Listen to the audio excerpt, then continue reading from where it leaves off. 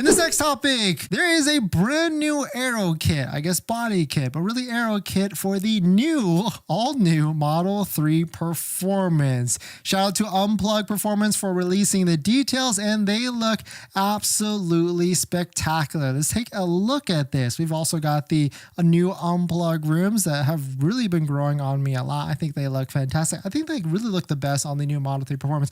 All in all, the Model 3, the Highland, it is definitely starting to look spectacular with all the different things that people are doing with the new rims, lowering it, and now this fantastic AERO kit that Unplug Performance has released. You can see carbon fiber AERO kit takes a form meets function approach. It includes front lip spoiler that looks massive, changes the front of it completely, really looks really nice. Front canards, front side deflectors, front racing diffuser, side skirts, rear side spats, rear diffuser, and an extension Type R wing, or sorry, not Type R, rear extension R wing. We can see this really looks like a hot rocket for sure. Look at how many, all these different pieces that come with this AERO kit as well. And you leave it to Unplug, they're going to be doing a lot of testing like this to make sure you're not going to lose a ton of range and really make it more track focused, as you can imagine, as with a lot of things that they do with all the different products. But really cool to see all these different cool modifications coming out for the Model 3 Performance, and definitely shout out to Unplug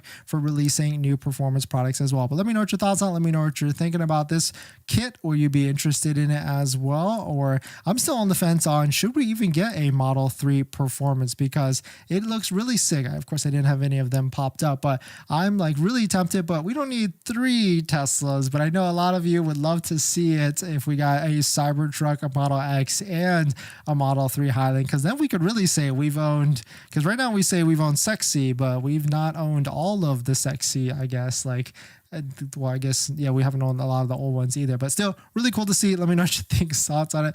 Let me know what you're thinking.